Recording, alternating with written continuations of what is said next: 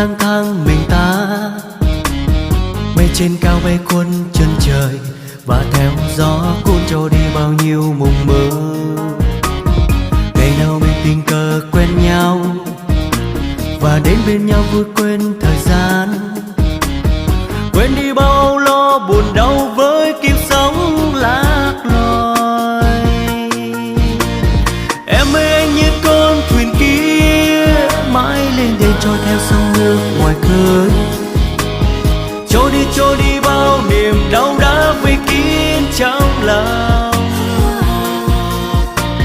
Nếu đã có những lúc em biết rằng dù đã ra đi nơi phương trời xa, em yêu ơi từng ngày nhớ em, trong trái tim anh luôn mong em mau về đây.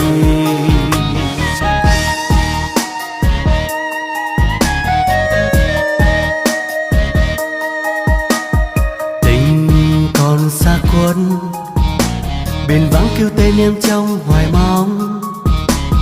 Em nơi đây với những buổi chiều, và tìm đâu phút giây yêu thương nhau nồng say. Đời thật buồn và nhiều thương đau, từ lúc em đi mang theo tình anh. Trong cơn mơ anh mong chờ em với nỗi nhớ đóa đầy. Em ơi anh như muôn loài chim, sống cô đơn cho qua đi bao thời gian. Bay đi ôi loài chim đã cay cánh bên trời. Nếu đã có những lúc em biết rằng dù muốn ra đi phương xa tìm em, nhưng em đã lạc vào cõi mơ, ôm trái tim anh luôn mang theo em về đâu.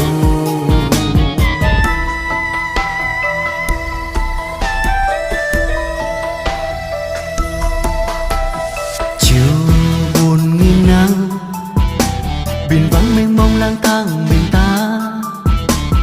Mây trên cao bay cuốn chân trời, và theo gió cuốn trôi đi bao nhiêu mộng mơ.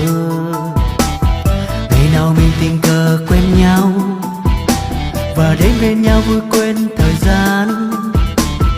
Quên đi bao âu lo buồn đau với kiếp sống lạc loài.